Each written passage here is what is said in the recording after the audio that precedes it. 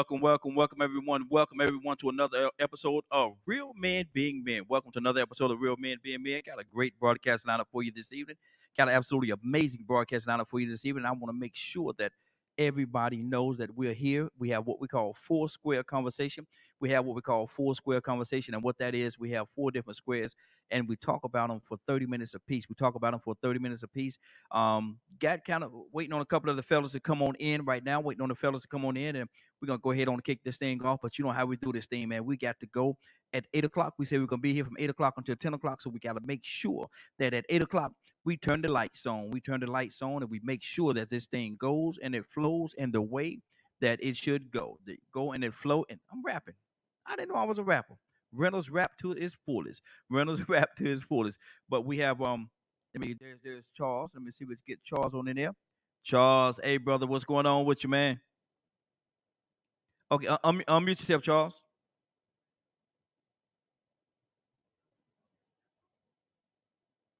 Unmute your line there. You muted, Charles. Got to unmute yourself. Charles, your line is muted, brother. See what you got to do. You got to hit the unmute the button. Can you get it? There you go. Yes, I got it now. Brother Raheem, how you doing? Hey, doing good, brother. Doing good. Trying to keep this thing in the road. You know how we do, brother. We got to keep this thing rolling. We got, and I'm explaining to everybody what we got. We got something called four square conversation. We got something called four square conversation. We have four different squares, and we talk about them 30 minutes. We talk about them 30 minutes apiece. We got brothers coming in. Hold on, we got somebody else coming in. We're trying to get this thing. It's coming together, brother. It is coming together. Hold on. Donald Toussaint, turn your video. There you go. There you go. Everybody's coming in, and we're gonna go ahead on and kick this thing off. Donald Toussaint, how you doing, sir? Donald Toussaint, unmute yourself and tell everybody how you doing. Yeah, Wait, there you go. You got to press the mute button. Now, Donald Toussaint, he's a veteran at this thing. He's been at this thing for a long time, so I know he know about that mute button over there. I know he know about that mute button. Now, this is what we're gonna do. We got two brothers in right now. We got the phone lines are open, and we're gonna have quite a few other brothers that's supposed to be there scheduled to join us tonight as well.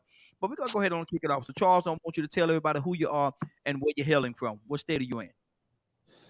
Well, my name is Charles Brown. I am here in Georgia, and this is my first time on the show with Brother Raheem as virtual. And I thank you guys for attending. Absolutely, absolutely. Donald Toussaint, tell everybody where you are from. Walla, Mississippi, Alabama. Tell them where you're from, man. What's the name of that place you're from? Originally from Opelousas, Louisiana. I live in Pascagoula, Mississippi, and my name is Donald Toussaint. Now, see, hey Charles, turn your mic down just a little bit, brother. Your mic is very loud. Turn your mic down just a little bit. Don't want you yelling at everybody. They might think we're being mean to them or something. But Charles, you can tell, man, that's a lot of letters in the name of them cities that he's from. Opelousas, Mississippi, and Ocala, Alabama. Boy, they got some names. They got some names right there. But listen, we're gonna go ahead on and jump into this topic, man. And Toussaint, we're gonna start it off with you, brother. We're gonna start the first topic off with you, and I'm gonna ask you the question. We talked about it briefly on the broadcast this morning on the Morning Glow, and the topic for tonight, the first square, is to spank or not to spank. To spank or not to spank. Charles, Donald, what is the pros and the benefits of if your children are unruly, if you try everything that you can do, and you've done everything that you could do to make sure that they are doing what they're supposed to do, but they're just not listening. They're just not listening. You've exhausted all other avenues. You've talked to them and everything, Donald. To spank or not to spank? What are the pros and cons of spanking the children? Well, I think what we do is we start too late. I think that's the problem. We wait till they get 5 and 6. See from 4 and under, whatever they do, that's cute. Mm-hmm. We find it cute, and they grow to a certain point where they feel like it's normal to be cute, so they just act up. You tell them no, and they roll all over the floor. Mm-hmm.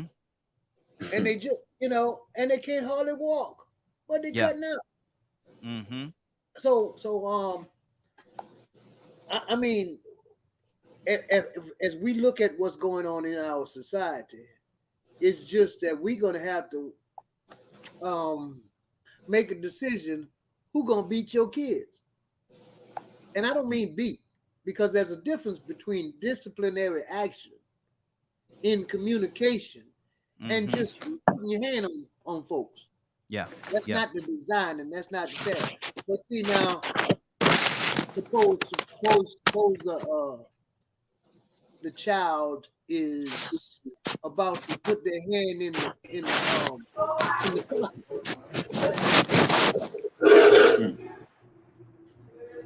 Go ahead. Okay. Go ahead. No.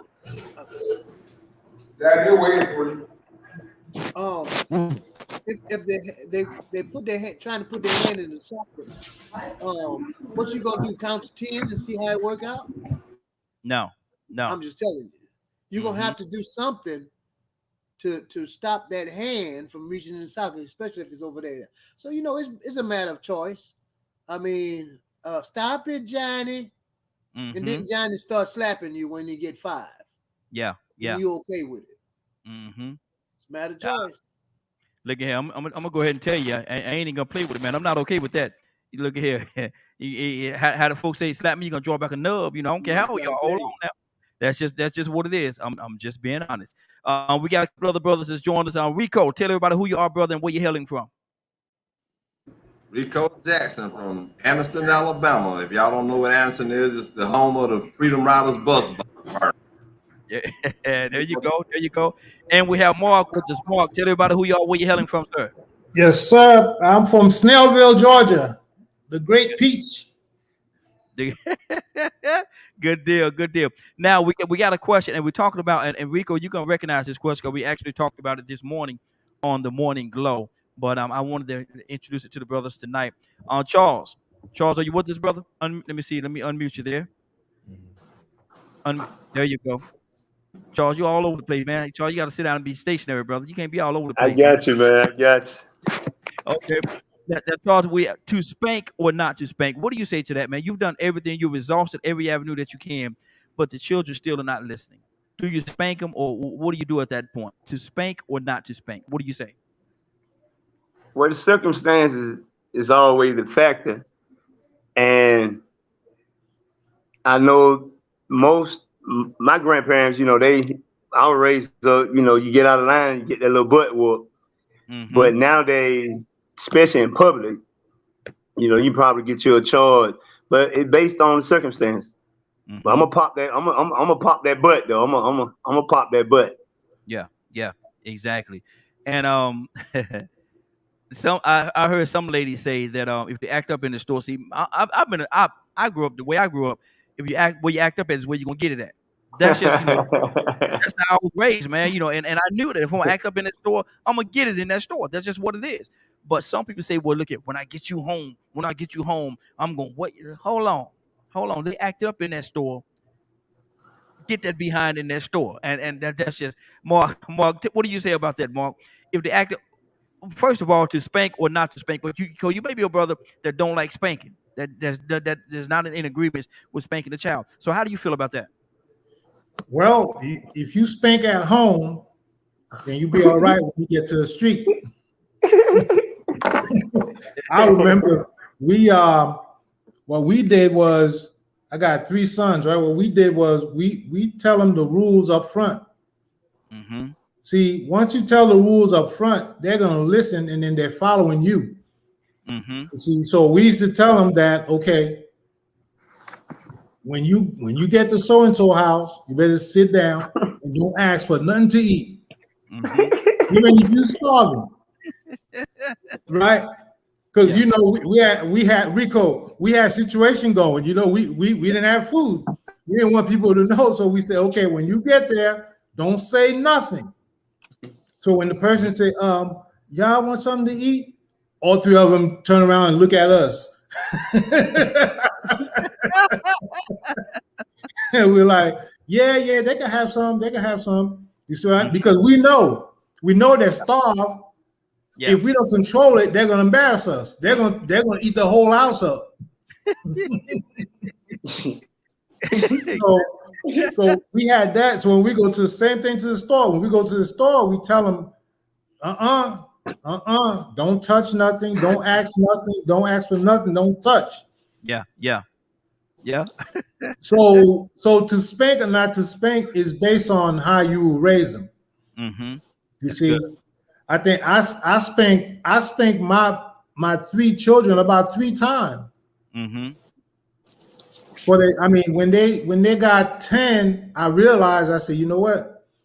Okay, keep spanking ain't gonna work. I need to let them know the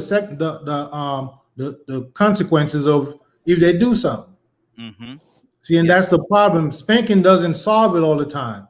Mm-hmm. You know, it's like us. You know, if we don't know the consequences of something that we do, put us in jail for what? What? They ain't gonna do nothing. Mm-hmm. You see, you let them know, okay, if you do this, this is what's gonna happen. You see, and then they're always gonna be something in the back of their mind saying, nah, I ain't gonna do that. Yeah. Man, I don't know. Mm-hmm. Exactly. So I don't want to spank. I'm not into the spanking. Up to a certain age. Mm-hmm. When they start getting to be like 10-year-old, you need to start talking. Yeah. You know? Right. Explain the situation, explain the consequences, then you'll be all right. Good deal. We have a call on the call line. We're gonna go to Rico before we go to the call line. Caller, we're coming to you in just 1 second. But Rico, what do you say to that, man? To spank or not to spank? Now, you've done everything you could do. You've talked to him. What's next, brother? Yeah, I go along with what Charles said, man. It depends on the situation. That's a situational thing. Mm-hmm. First off, you're supposed to use spanking as a way to teach boundaries. You know, but some people now they go beyond and above. Like, to be honest, I think some people think spanking is being a part of being a parent. Right. Yeah. You know what I'm saying? They think that, you know, I'm grown, I'm gonna whoop your butt. That's right. The first part of being a parent is telling the child, sit down before I whoop your butt. Mm-hmm. You know, that's when you start using that as a persuader. You start thinking about the slave mentality then. Okay, now you're just using it to get your way to control somebody. No, you use it for that. So now that's when that's an abuse situation, I would say. Yes, sir. You got to be able to discern when you are trying to punish a person or a child. And then at the same time, how extreme is the situation? Was it out of anger, or was it just to let them know how serious it was? You know, like you might catch a child playing with a light socket. I think I brought that up earlier. Yeah.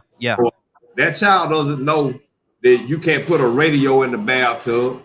If you bought a little toy and it plugs into, you know, a socket, they might want to put their favorite toy in the bathtub, and you might have told them not to. Mm-hmm.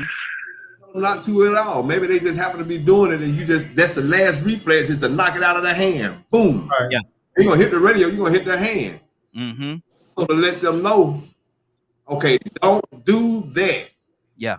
I mean, you know, it's a boundary. Right. It's a boundary. You know, but like I said, it's a thin line between abuse and actually protection. You know, sometimes we spank for their protection. Mm-hmm. They won't acknowledge that. You know, they'll look at it as, are you always putting your hands on somebody? No, it ain't just necessarily putting your hands on somebody. You let them know how urgent that situation is and that they don't do that again. Mm-hmm. Yeah, exactly. One of our Facebook users said, too much spanking is not good. And that's probably the only attention you give them. Wow. And the second thing it says, we should be telling our kids every moment of the day that you can't put the radio in water. But you have to find out that they want to put the radio in the water, because that ain't just nothing in general you're going to bring up. Hey, baby, when you wake up in the morning, you brush your teeth, you wash your face, you wash your hands, and then don't put the radio in the water. Yeah. Yes, sir. Yes, that ain't going to be part of the conversation. That's not a norm. That's not a norm. Good deal. We got somebody on the phone lines. Caller, what's your name? Where you calling from? It's your boy, comedian light skin Bobby Brown, man. I'm calling from all 50 states. You know how I get that. Yes, sir. Yes, sir. From all 50 states. Absolutely, absolutely. Bobby, good to have you, man. We asking the question, man, to spank or not to spank. What do you say to that? Not to spank, man. I'm against it. Mm-hmm. I just feel like it's a slave. To me, it's a slave mentality. But most of us were raised getting the spanking. But I hear so many people talking about it made them a better person, and I'm like, it didn't make me no better person. Yeah. You know what I mean? I didn't get a lot of spankings anyway. Mm-hmm. But I think there's a better way, and I think there's a difference in like when a child is young, like say, 6, 7, you can pop them on the hand, but flat out, just beating, spanking, it don't really solve anything. Because I know a lot of people that's got spankings, beatings, whatever you want to call them, and they still wound up in jail or, wound up doing bad things, and they throughout their whole entire life. You know what I'm saying? So to me, I'm not for it. Mm-hmm. Actually, my daughters know, even though I got grandkids, don't spank my grandkids in front of me. Because I didn't spank them. You know what I mean? And they turned out well. And I got 5 kids biologically, total of 8 kids altogether. Through my, that I married into. So, and all of them turned out well. So, Mm-hmm. Exactly. We got another caller. Caller, what's your name? Where you calling from? Hey y'all, for you with the T on the line. Look at this screen with all these handsome kings, honey. Oh my gosh, the royalty that's on the screen right now. Come on now. You know I gotta ask you the question, and good to have you, sis. You cut it out. This is Real Men Being Men, and we asking the question to spank or not to spank. Tori, what do you say to that? Listen, I was just tuning in, honey, and I beg to differ, Rico. Listen. When you have a child, your child don't know nothing, baby. So of course we should be saying this is that you gotta brush your teeth when you get up in the morning. I mean out the womb. I agree. They don't know nothing else. For me, my father taught me everything. So yeah, you should be telling them at 2 years old, you see that right there? You don't put nothing in there because you can die from that. Like we have to literally explain these things to our kids. We can't assume, they know or they don't know. And I say that because we're their first teachers. So as we guide our children, a constant conversation should be going on daily, unless it's not that important to us. Mm-hmm. But that's a part of raising our children. Explaining to them why we don't do things so we won't have to spank them, and then giving them a warning. Okay, next time I'm going to spank you because now you're just disrespecting me. But this is something I think that in Black households that I think we take for granted, and I can vouch for it because my father did do that. He was a 3-time kind of guy. He explained every single thing to me. I'm going to do it right, and that third time you're going to get a whooping. Whether you, Daddy, please, no, I did not tell you the last time that you was going to get a whooping this time, and didn't I tell you why I didn't want you to do it? And I think that's very important, and I don't see that being demonstrated when we interact with our children. I see a lot of hyperactive activity when we deal with our kids. You know what I mean? Like extra, we talk and hit. You know what I'm saying? We can't talk without hitting. We can't talk without yelling. We can't talk, and we forget that we're also, even though it's teaching some values, it's also psychologically distorting some things with how we communicate with each other and what's acceptable. But I just wanted to throw that out there. We got to tell them little boogers everything, because if we don't, they're gonna do the wrong thing. Good deal. Charles, what do you say to that? Well, I am in the process of learning the difference. With my first child, he's 17, so I'm with the comment the young lady just mentioned of starting back at the house and getting control so that we can find some type of remedy to stop this mass incarceration and death that we see on a daily basis. So yes, start at home first. That's good. Toussaint, talk to me, brother.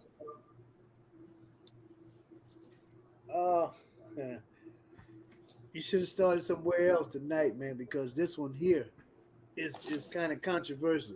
It depends on the person. It don't make no difference what you do with yours. And I'm glad mine gone and grown. but it's amazing how a parent and a grandparent act towards children. My dad was a professional tail beater. He was good at it. He would work.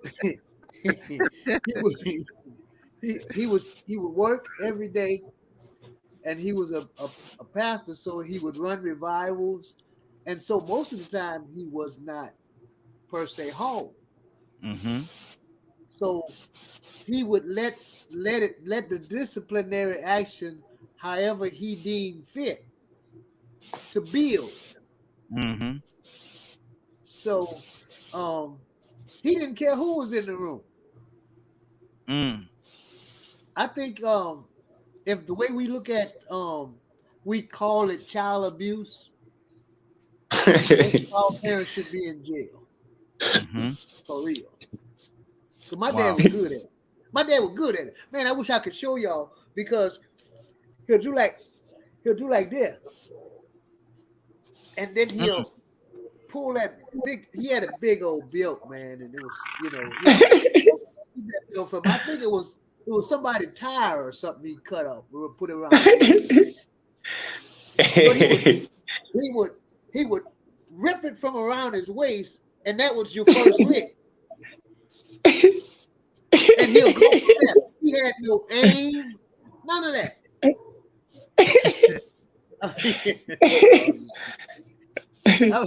Right. I don't think I'm the only one. But you look at and you do what you want. I mean, you count to 5 or 10 or 3 or whatever you want to. But look at the ones that said yes, ma'am, and no, sir, and thank you, and you welcome, and all that kind of stuff. Had manners, moral. I wasn't scared of the police. I wasn't studying the police. Just do not, please, don't call my dad. Whatever you do, don't bring that phone and have mama coming down the hall with that uneven button house coat on. Because, and not only that, Lord Jesus, the neighbors, and I'm trying to shut up, brother, the neighbors would get you. Come here, boy. But we had respect for them. And it was a matter of respect. Now, since we are counting with our kids, they beating some of the parents. And one more thing, the parents don't know how to be a parent. They think that the child is free. And that's why they get beat down. Good deal. We got a few people that just called in on the phone line. I'm gonna touch the phone lines. We have Landon. He's with us as well, so I want to touch everybody. But right now, let me go to the what we got here. 678 area code 678. What's your name? Where you calling from? 678. What's your name? Where you calling from? Just 678-760-6562. Man, you done gave your whole number out. Yes, sir. Yes, sir. I'm calling for Snellville. Snellville, Georgia. What's your name? My name is Cody. Cody, a lot of people call me Mr. Brown. Okay. Mr. Brown, which one we call you, Cody or Mr. Brown? It's up to you, sir. You call me Mr. Brown. Mr. Brown, we're talking about right now, and Mr. Brown, you're going to get a lot of phone calls tomorrow, but we're talking about to spank or not to spank. You've exhausted all the avenues. You've done what you want that you should do or that you think you should do with your children, and still they're not listening. So, Mr. Brown, to spank or not to spank, what happens? What should you do? Well, myself, I try to apply discipline. So I try to lead by example. When it comes to discipline, my oldest one is just 7, so I'm still in the early. My youngest one is going to be 2 years old. So when it comes to discipline, first I correct them verbally, show them where they made a mistake at. It's all about how I go about it in my household. So when they out in the public, you know what I'm saying, they know how to act around their elders. They know how to say yes, ma'am, no, ma'am. They close the doors if they go in somebody's house. Not leave the doors open. So there's the things I try to instill in my children.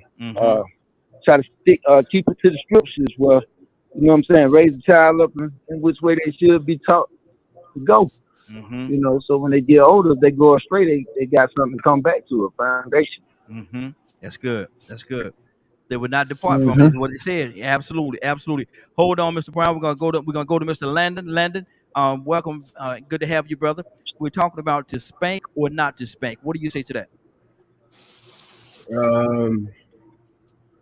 It's hard to not to spank, but I don't believe in it. Yeah, it was, and I got my butt beat when I was a kid. So I definitely I'm privy to it. I'll never put my hands on my little girl. My wife don't whoop my little girl. We talk to her because she's a human being. She's not an animal or something that we have to put our hands on to teach a lesson to. She understands. She's extremely smart, even to only be 16 months. Yeah. So when it comes to discipline or teaching someone a lesson, you don't necessarily have to be with physical force, you know, especially a human being, because, you know, we are intelligent people. So, and, you know, my fiance and I, we both smart people. So we know our baby smart. So we really talk, and it don't matter how many conversations we have to have. See, I think a lot of that, for me anyway, I'm speaking personally, for my parents, with my mom anyway, because my dad wasn't there. But for my mom, my uncles, anyone, whoever gave me a whooping or put their hands on me, it was out of frustration because they couldn't get their point across to me intelligently. They couldn't explain something to me. They couldn't have a conversation to me to where I understood it, and then the discipline was made that way. You understand what I'm saying? And so you're so frustrated and upset that I'm not listening to what you're saying, or I'm not getting whatever it is that you're saying, that you feel like, well, this is the only thing that's gonna make them listen to me, is if I do this. How much and see, that's powerful what you said. And I'm gonna tell you something, it's 27 right now, so we're gonna have to take this all the way up to the top of the hour. We got to take this square to the top of the hour. Yeah, exactly. But Rico, let me ask you this question, brother. How much discipline does it take the parent not to spank the child when they've gotten to that point? You asking me that? Yes, sir. There's a lot of discipline. The first thing I think about the children on the viral videos that knock over everything in the stores, and the parents are sitting there, baby, get up. So stop it now. I remember one time I saw a video where a woman laid down in the floor next to her child. Rico. Calm him down. He didn't have no behavior problem. He wasn't on no medicine. He just needed a whooping. That was the problem he was missing. You see, this is the thing about it. Sometimes children grow up in an environment where they are bullied, or they have to be the bully. They're up in aggressive environments. They are exposed to behaviors that might cause them to be disobedient, because disobedience is the order of the day. So now when that child comes home, when they picked it up from that child at school that they're influenced by, because maybe they're smarter, maybe they have the hairdo, and this little girl don't have a hairdo, but she want to be like this little girl. This little girl sassy. And she influential. So now the Sally's taking it back home. She can't act like Judy. No, Sally don't want to listen, like Landon just said. Sometimes parents or adults get frustrated. The ones that are in the authority place, they can't get their point across. They don't know how to express themselves. But then sometimes you have people that don't want to listen. They refuse to listen. They want to be defiant. I was one of those that deserved that butt whipping sometimes. And I'm gonna be honest with you, we're talking about grandmamas giving whipping, man. My grandmama, I had one of my grandmamas gave me 2 whippings in my lifetime. And those were the worst whippings in my life. And it wasn't that they were that bad. It was just the fact that she gave them to me. When I said, man, I made history, man. Everybody remember me turning over every rack in the store trying to get away from them. Good Lord. Bad. I used to call my grandparents by their first names. I used to call my mom and my daddy by their names. I didn't call them mom and daddy, grandmama and granddaddy. I cussed. I was bad, man. I was bad, man. And so for me to start getting obedience and discipline, I didn't respond to it well. Defiant. Yeah. I didn't want to listen. I want to do what I want to do. I wasn't gonna listen to nobody. My grandmama that did end up raising me, she sort of pampered me a little bit, protected me. I ain't gonna say pampered me, she protected me. No, I don't whoop him. So that allowed me to be even more bad. Even though I had all these guys influencing me, I didn't have nothing but aunts. One uncle and a whole bunch of aunts. So the dudes that was coming around, I was picking up a whole lot of bad influence. My dad's friends, bad influence. My young aunts, bad influence. So I was very defiant. In some of those instances, I deserved a butt whipping. But let me clarify something. Earlier when I was talking about the radio, I didn't mean spanking, I mean swatting. I got those confused. Sometimes I got a habit of confusing, putting two things together that shouldn't be in the same conversation. Swatting and spanking are two different things. So I wouldn't say I would swat or spank a child for playing with a plug or accidentally trying to put a radio on the tub or anything like that. I would swat it. So, I want to clarify that. Good deal. Good deal. Hey, Rico, did you getting whoopings help though? Oh yeah, because I would have kept with some of that bad behavior. See, when I was intentionally being defiant, I didn't want to listen. I was doing bad, intentionally doing bad. I was like I said, it was a situation where you can either be bullied or you can be the bully. Sometimes you need your butt whooped when you just go out there and jump on somebody for no reason. Mm-hmm. Or when somebody give out everybody a piece of candy and they don't give none, so you get in your feeling because I don't like, number one, I don't like being singled out, but I didn't have the right to put my hands on nobody. But when I did, I had to learn the lesson the hard way because I had a bad habit of putting my hands on people. Mm-hmm. That's different. I never heard nobody. And the reason why I asked, because it didn't help me. The whoopings just made me more sneaky. Like it just made me want to get in trouble more. So I started thinking of more ways to still do what I wanted to do and be bad. But how can I make sure I get away with it and I don't get the whooping? It didn't correct any behavior. Now, Landon, can I have this back, brother? Can I have this back, man? You think maybe I can have this back, brother? Do you think so? I just want to make sure that you think you okay. You sure can I have this back? Okay, good. Bobby, what's on your heart, brother? I can't really add no more to it, man. Mm-hmm. I just don't. Hey, Bobby, let me ask you this. Let me ask you this question. Yeah. Let me ask you this question right here, Bobby. Can the parent that's disciplining the child, can the parent be looked at as a bully? Because you always say don't let nobody bully you, don't let it. But if you're beating that child could very well look at you as a parent as a bully. What happens in that instance, Bobby? It depends on the circumstance. It depends on the circumstances, like the brother said before. I get it, but I'm not with it. Mm-hmm. But it's like there's certain circumstances when, like I think it's happened probably to all of us, where we thought we had gotten spankings where we didn't deserve, and you're trying to explain. Mm-hmm. And when you're trying to explain, the parent don't want to hear nothing, and they beat you anyway, even though you wasn't in the wrong.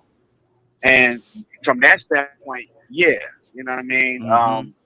And because I know for me, man, I'm 49 years old, and some of the reasons that some of those spankings that I got, even though, like I said, I didn't get many, mm-hmm. but some of the spankings that I got, I felt like I didn't deserve, and it shaped my personality to what it is today. I used to be like a happy-go-lucky kind of person, but at a certain point, I became a very bitter person, and it lasted, mm-hmm. All the way up until now about certain things. Mm-hmm. Because they didn't listen to me, you know what I mean, and it was always most of the time at the expense of a younger sister, mm-hmm. Sister that I have that's a year younger than me, and it made me feel like I wouldn't say necessarily bully.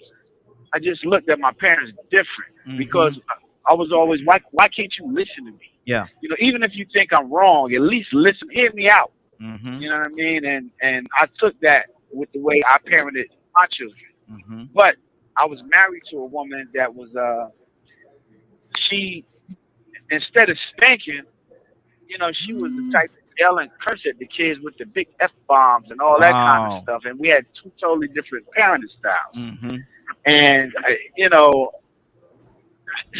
and when it just, I felt like she was a bully to her kids, because mm-hmm. she would use those big words and spank them at the same time whenever she did, which was very, not often, but she rather curse them out than spank them. But when she spanked them, she was coming at them like she's somebody in the streets. And that, I know her kids looked at her like a bully. Yeah. You know what I mean? Yeah.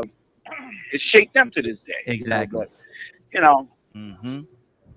And see, and that's what it is. A lot of times, Mark, your children could look at you if you're spanking them and not listening to them. They're trying to explain something to you, and you're not listening. You got your mind made up, and so regardless of what they say, this is what it is. I'm gonna get that behind. Mark, what type of parenting is that?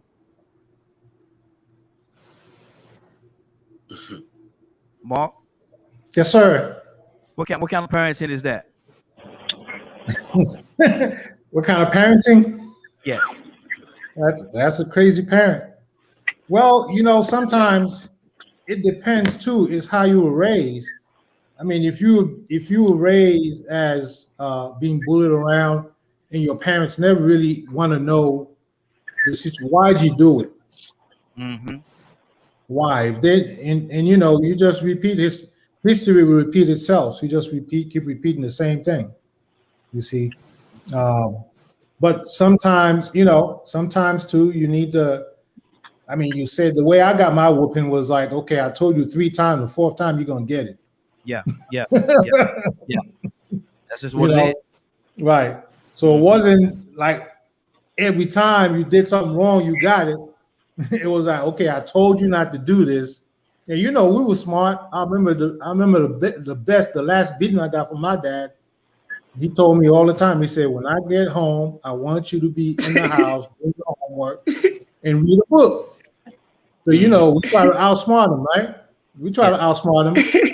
And in Brooklyn, we used to play stickball. Yeah. We didn't have parks. We played stickball in the street.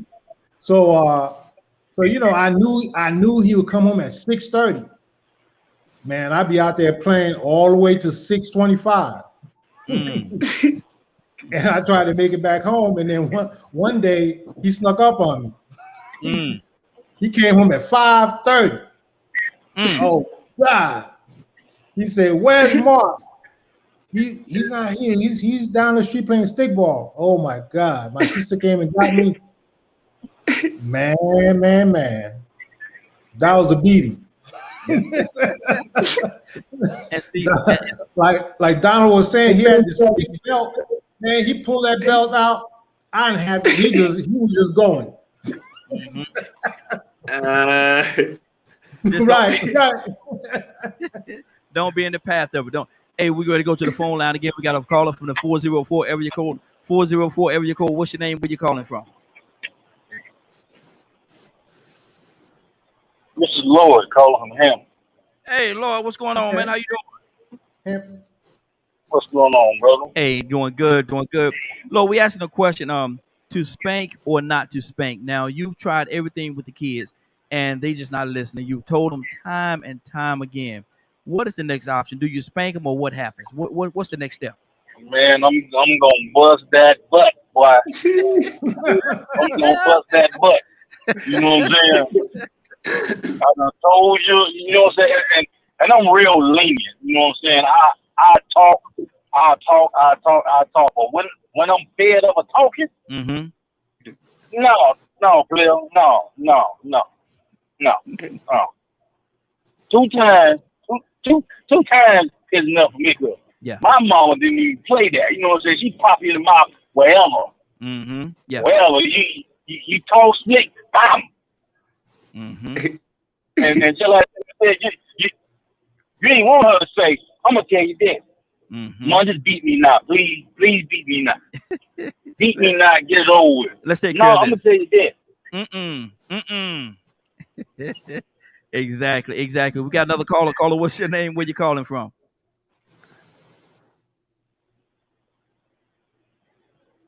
Caller, what's your name? Where you calling from? Hey, that's my baby girl, y'all. That's my baby daughter right there. Mary, that you? Tishy. There you go. Now, you ain't got no kids, so I'm asking you this question as an auntie: to spank or not to spank? Now you talk to them, you talk to them kids, you talk to them, you told them time and time again, but still they're not listening. Do you spank them or what do you do? I'm gonna tell their mama. But they with you for the weekend, and they just got there Friday. They just got there. They ain't going home to Sunday night. Well, I guess I'm not gonna spank them. I don't do the spanking thing. I don't do that. Teach their own. I don't do it because I don't think it really does anything. So I don't do the spanking situation. I'll talk to you if you want to hear what I got to say. Then I'll put you on punishment, and then we'll see where that goes. But I'm not into the spanking. Okay. And watch it. I'm going to go to Charles. Charles, what do you say about? And everybody's on the phone line. Mute your line. We got some background noise coming. Everybody's on the phone line. Mute your line. And then I'm going to Charles. And after Charles, I'm going to Mr. Brown. Mr. Brown, I'm coming to you next. Timeout. Somebody came up with this thing that it wasn't around when I was growing up because I ain't getting no timeout. But let me ask you this: do timeout, does it work? Yes. Yes, it does work, especially when they try to do something or want to do something. Go ahead, Charles. Oh yes, it does work. It does work, but it don't work with kids that have hypertension. So there's another approach that I do with my niece, and I try my best to do it with her, but it does work. Yes, it does work. Okay. So that's an option. So you don't have to actually worry about spanking. Just put them in timeout. Pretty much. Okay. Mr. Brown, what do you say to that? Do you think it worked? Timeout. I'm saying timeout work to a extent. It depends on if you isolate the kid or whatnot, the child or whatnot. But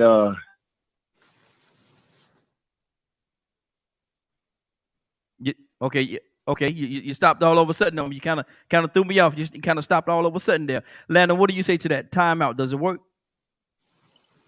I absolutely think it works, and not what we. So I think people think that timeout is only one thing, like making the kid go be in the corner. Timeout is timeout on them damn games. Timeout on whatever it is that they like. Hey! We dropped the word in there. Hold on there. Hey! Oh, my bad. No cursing. My bad. Go ahead. But the timeout don't have to mean you putting your nose in the corner. Timeout just literally means it's timeout for whatever you like to do because you're not doing what you're supposed to do. So taking away whatever it may be, a phone. When I was a kid, it was true. I got both. I got the whooping and I got the timeout. They just put it all together for me. Like we just gonna do whatever we got to do to make sure this man do not be bad no more. So mine was outside. I was an outside kid. I didn't play video games, but I hated being in the house. Oh my God. If I couldn't go outside, that was the worst thing in the world. I actually preferred to get the whooping so I could go outside. Yeah. But yeah, I feel like for especially with new kids these days, even with my daughter, I'm learning. She again, only 16 months. She loved technology. She loved phones. She loved computers, iPad, all that stuff. So I'm learning early on when she don't do something, okay, let's go ahead. Let's take the phone. Let's take the iPad until you do what, mom and daddy tell you to do. Then you get to get these things that you want. Right. Good. That's good. We got another caller from the 678 area code. Caller, what's your name? Where you calling from? Oh, this is Mr. Brown. I dropped the call. I was on the line earlier. Oh, okay. Good deal. Let me go to Donald Toussaint. Donald Toussaint.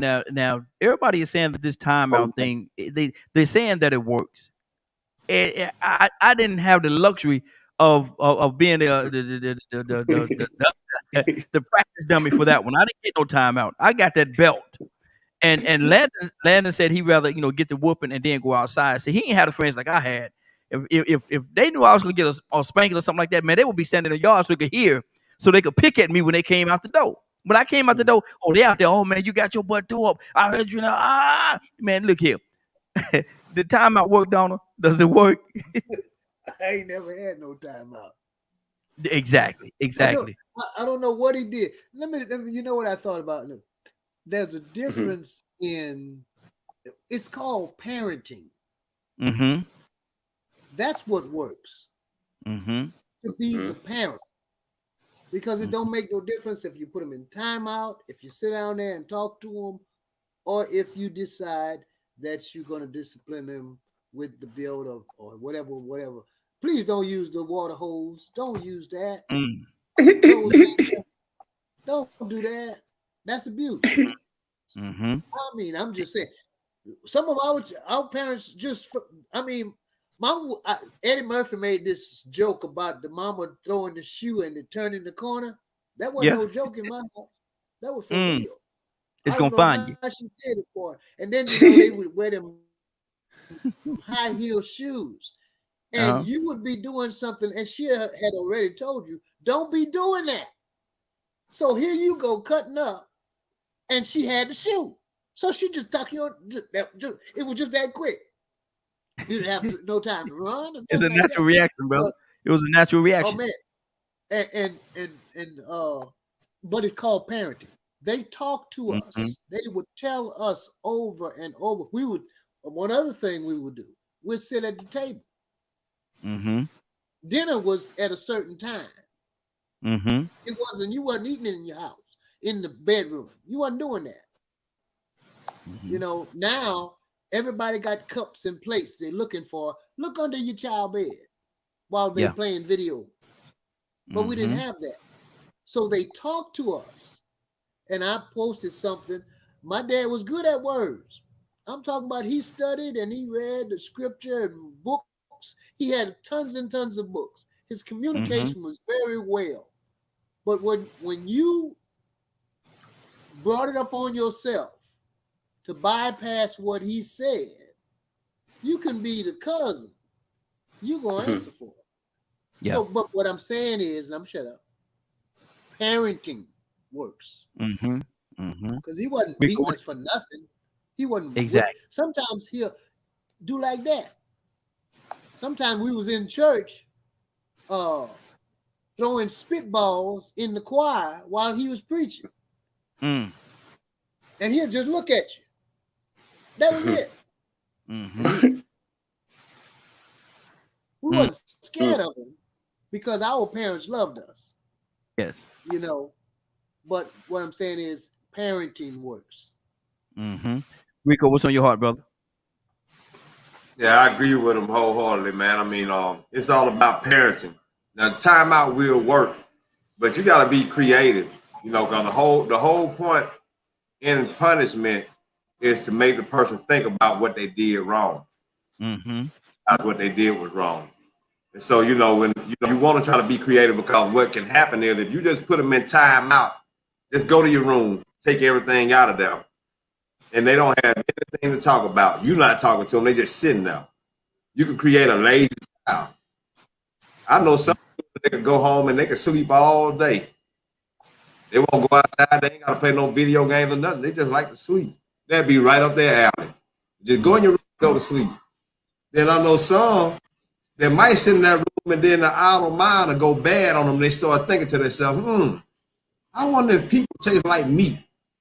You know, got too much time on their hands because they're not doing anything creative. So you have to, you know, I mean, like, I remember having my nose put in the corner, get in that corner. It worked till I was a certain age. But then as I got more defiant or depending on how extreme the punishment was, like I said, sometimes a spanking was warranted. But time out, you have to be very creative with that time out. You know, you can tell them to put the nose in the corner or whatever, but me, myself, I'd rather come up with ideas like, I'll make them run laps. And I ain't gonna say make them run until they fall out or nothing like that. Do some push-ups. Give me, you know, put your knee, bend, squat down and put your back against the wall. Yeah. Do exercises, you know what I'm saying? Drill sergeant type of stuff, you know, and still without it not going overboard, but at the same time doing something that really and truly might end up helping them. Doing some push-ups, especially a lazy child. Man, you got a little pudgy child that don't like to do nothing. He don't like to run or nothing.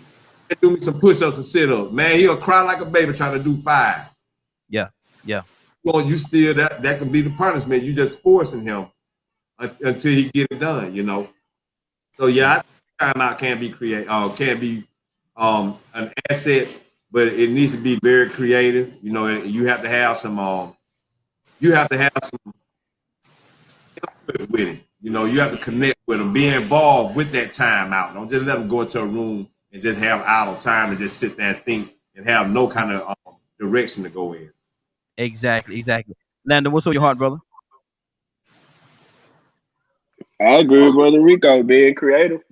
That's the best thing to do. I mean, you like Mr. Toussaint said though, parenting is different depending on whoever the parent is. So the way I decide to discipline my child, may not be the way that you decide. Also, children are different. My child may not behave the way that your child behaves. What I say is bad for my child, if your child do it, it might be the worst thing ever. But this is just, mild bad for me, for my child.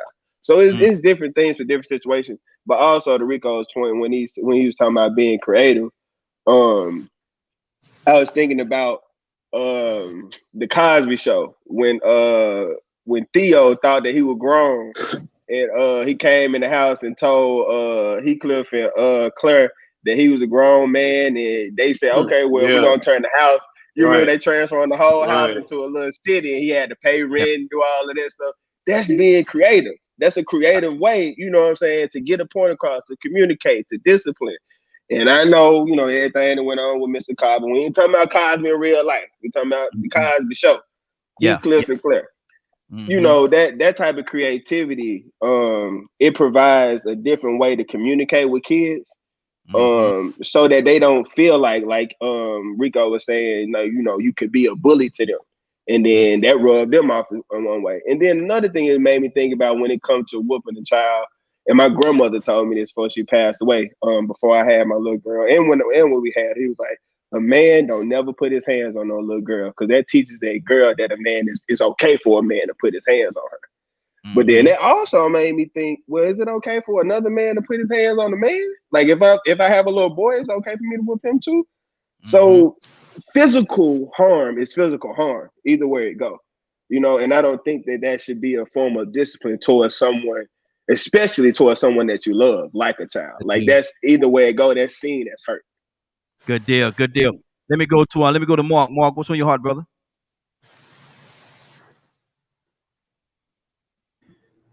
Yeah, I agree with what everybody's saying. I mean, the best part is every child is different. Yeah, every child is different. So your child. I mean, you may tell one to go in timeout, boy, that's putting them in jail for life. They're gonna be afraid. And you may tell one, go outside. Like I have one.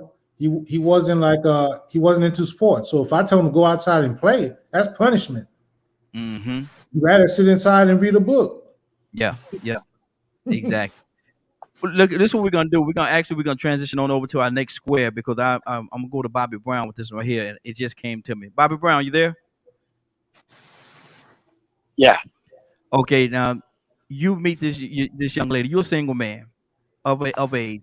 And she's a young lady. You walk up to her, and you've been watching her for a while, and you think she's very interesting, somebody you want to get to know. And you ask her, you say, are you seeing someone? And Bobby, she look at you and say, it's complicated. What does that mean? Man, that could mean a lot of things, man.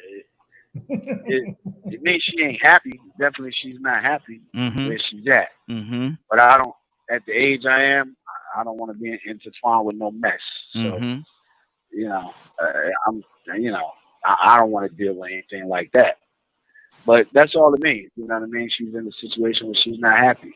And I'm not trying to interfere, because, you always got these guys out here. I just happen not to be like a lot of the other guys. I listen to a lot of women talk. But you have some guys that be like, somebody might say that to them. They might say they're in a relationship, and a guy be persistent. Well, we can be friends. What's wrong with being friends? I don't even want to be a friend like that. Yeah. Because you still in some way dealing with some other guy, whether you living with them or whatever your situation is. And that's just never been my MO. And I'm not throwing any other guys, knocking them. They do what they do, but I've never been that way. You know what I mean? So I just don't want to be dealing with a situation like that personally. Yeah, exactly. Charles, she look at you and she say, well, it's complicated. Charles, what does that mean? Run.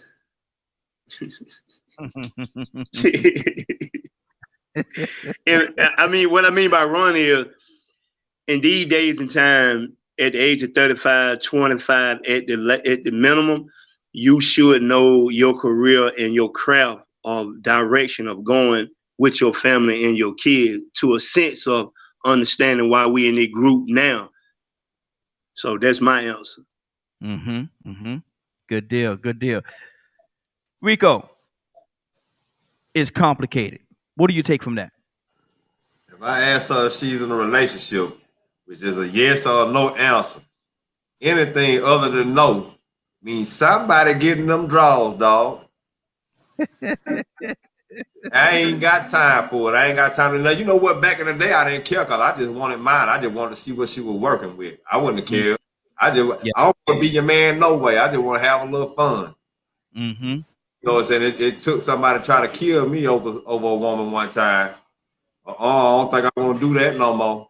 Some people get a little offended about you going behind their back and knowing that they had somebody. Oh, you just gonna step on my toes like that? Some people call it stepping on your toe. They call it stepping on something else. Yeah, exactly. I would go the other way, because at the age that I am now, ain't nobody got time for that mess. See, she can mean so many different things by it's complicated. We'll assume, you know what? Yeah, she got a man now. She might have several men. Like to be no strings attached. She might she might be promiscuous and don't feel like she needs to answer to nobody. And she might like to lie. She might like to just tell you that there's one more guy, but she telling another guy the same thing she telling you. She like to she like to live her best life. And why they gotta call us whores when we got more than one man? She might be one of them type. It's complicated. Yeah. Wow. That's so good. You know, I'm running. I'm going the other way because I know there's so many more directions it could go in. But one thing she didn't say no. Yeah, she didn't. No, she opened the door. Lord, what do you say to that? It's complicated. I'll leave it just like it is. Oh, it is? Okay then. I'll holler. Keep it complicated. Because you know, like the gentleman said, back in the day, I probably would have ran with it. You know what I'm saying? I see how far it will go, or she will go. You know what I'm saying? But man, please, ain't nobody got time for that. Exactly. Ain't nobody got time for that. They even got it on a lot of social media's relationship, and one of the selections is it's complicated. That's one of the selections. Mark, what do you say to that? She says to you, it's complicated. I don't want to talk about it right now. It's complicated. Mark, what do you say to that?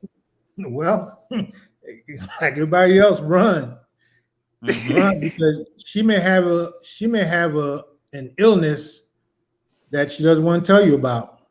Good Lord. It may be an illness. It may be I'm bi. I'm bi. It's complicated.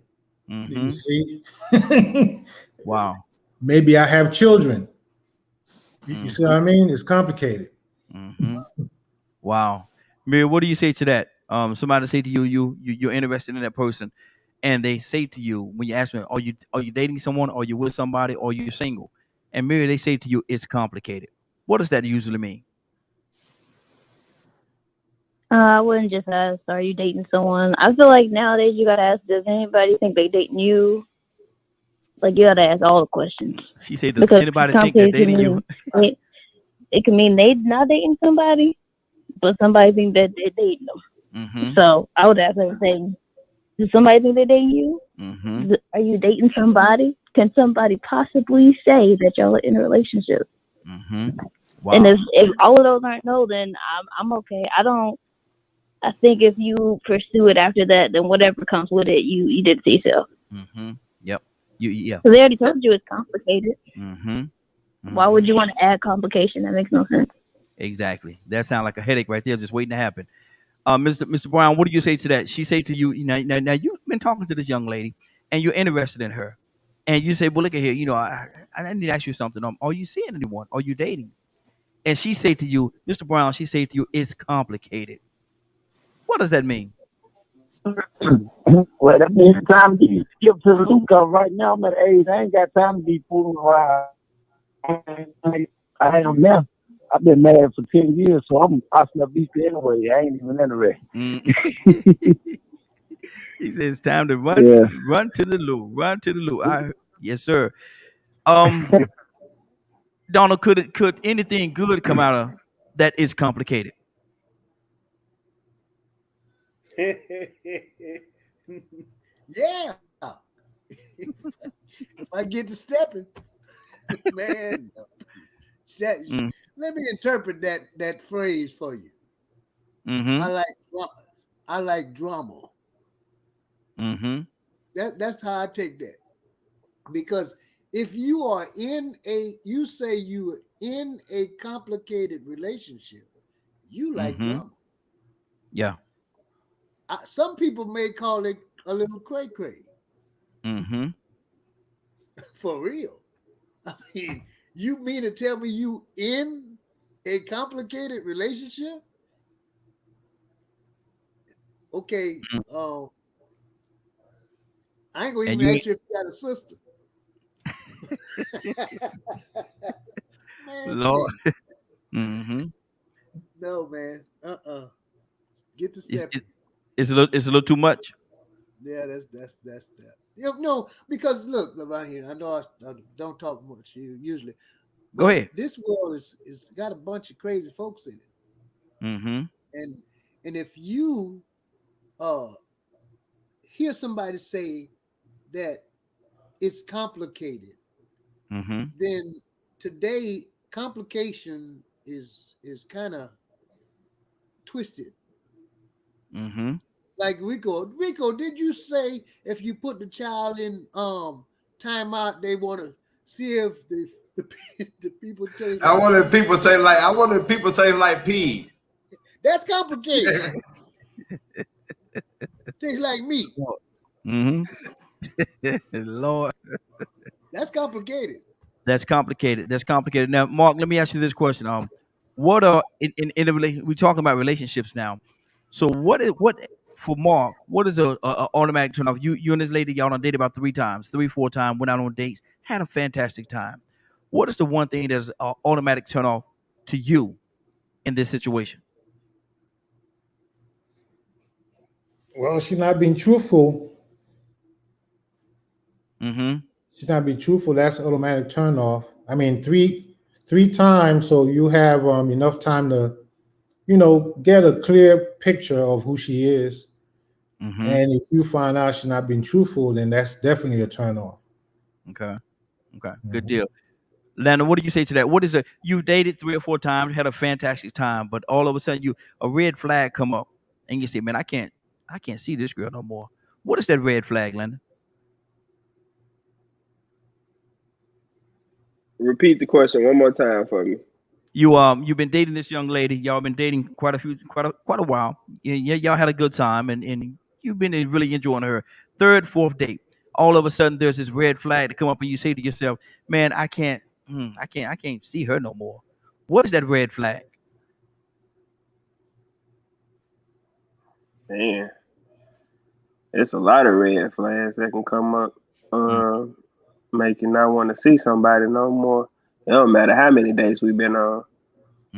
Just anything that rubs me the wrong way, anything that makes me feel like all the other dates don't matter. So you said 3 or 4 days. That's still that ain't enough. It's early in. Yeah, it's too early for red flags to be popping up. Major red flags now. And you saying I can't. So if you're asking me if it's something that I can't do anymore, it's a major red flag. So we talking about like Brother Mark said, you lied about something, so that let me know you're not trustworthy. Hygiene, that's a major red flag for me. Finances, the way you treat people, whether it be a stranger or somebody those things are telltale signs about how a person really is in their character. The way they treat strangers, the way they treat the waiter or the waitress, or the homeless man on the street, or You know what I'm saying? You just pick up on things and pay attention to people's character. And for me, that can be a red flag, if you don't treat people right. So that tell me that if I ever get into a type of situation, that you ain't gonna treat me right either. Yeah. That's good. Rico, what's that red flag, brother? Y'all done date 3 or 4 or 5 times and been having a good time, but you something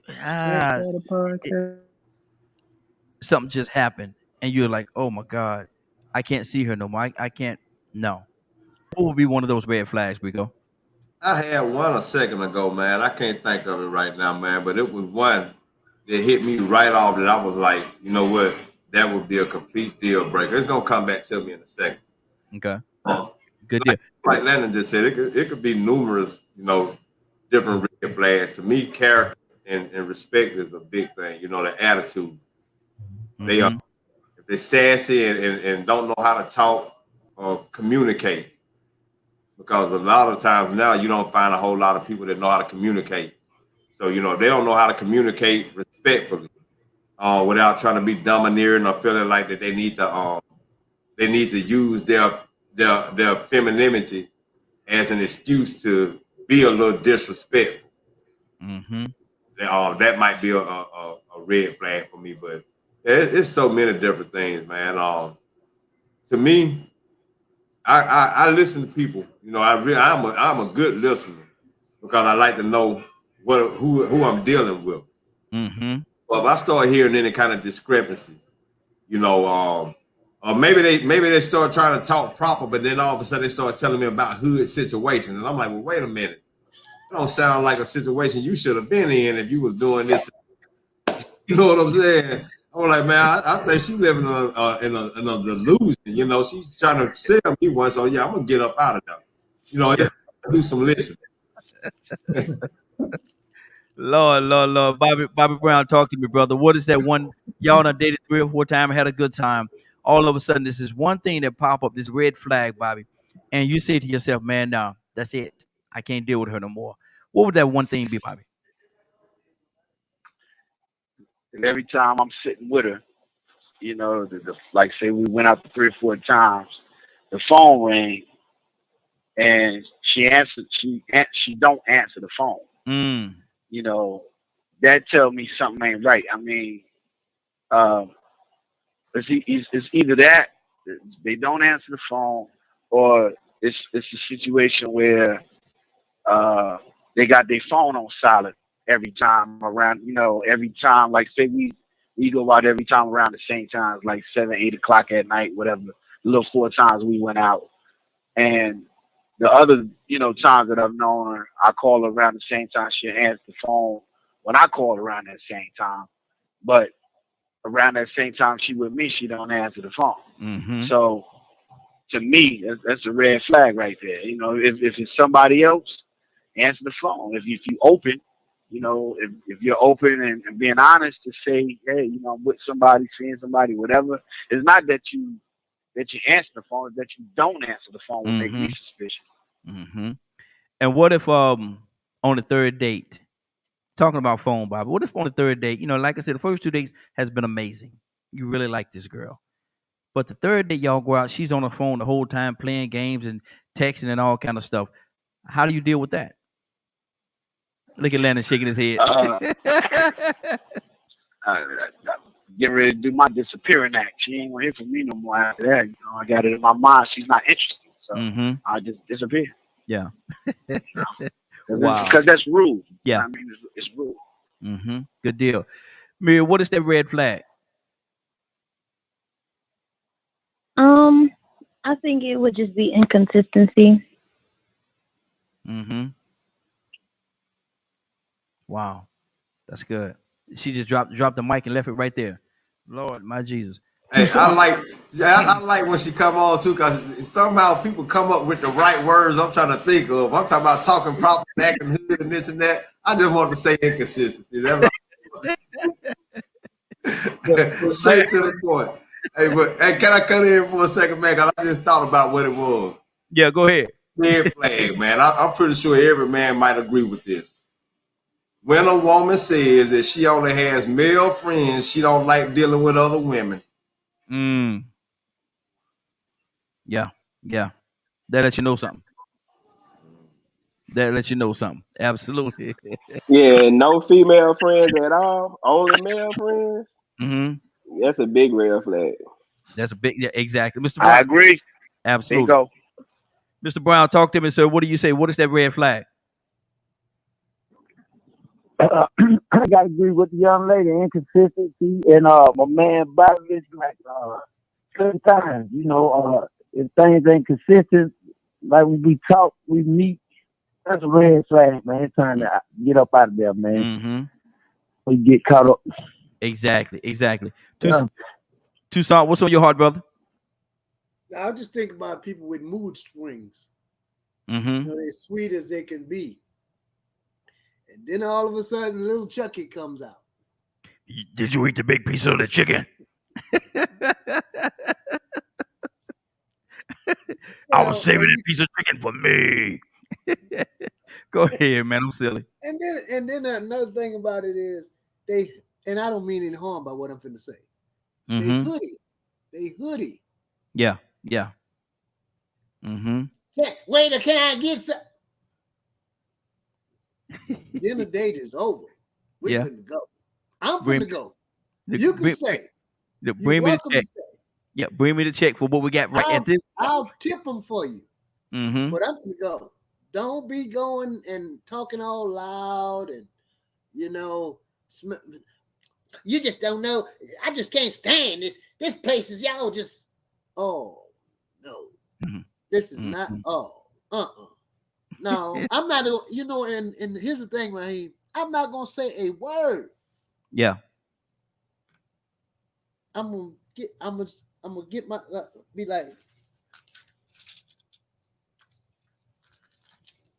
out the door. That's it. Out the door. Yes, sir. Landon, what's on your heart, brother? I didn't even think of that one. What Mr. Tucson said, but he right, man. It's people, and so I'm gonna be honest with y'all. My wife and we started talking. My communication was horrible. I had horrible communication skills, and I had to learn how to communicate. And not overall on certain things. I didn't communicate well, just because there were certain things I didn't know I was supposed to communicate. Say all that to say, Mr. Tucson just said that about the hoodie girls, or the girls that got a little hood in them. I'm from Memphis. I kind of like a girl that got a little hood in them. Not disrespectful hood. What he was saying, like going to the restaurant and being all, loud and stuff like that. But that double personality thing, that I'm cool one minute, the next minute I'm not cool. I'm yelling at you, cursing at you, disrespecting you. Those big red flags.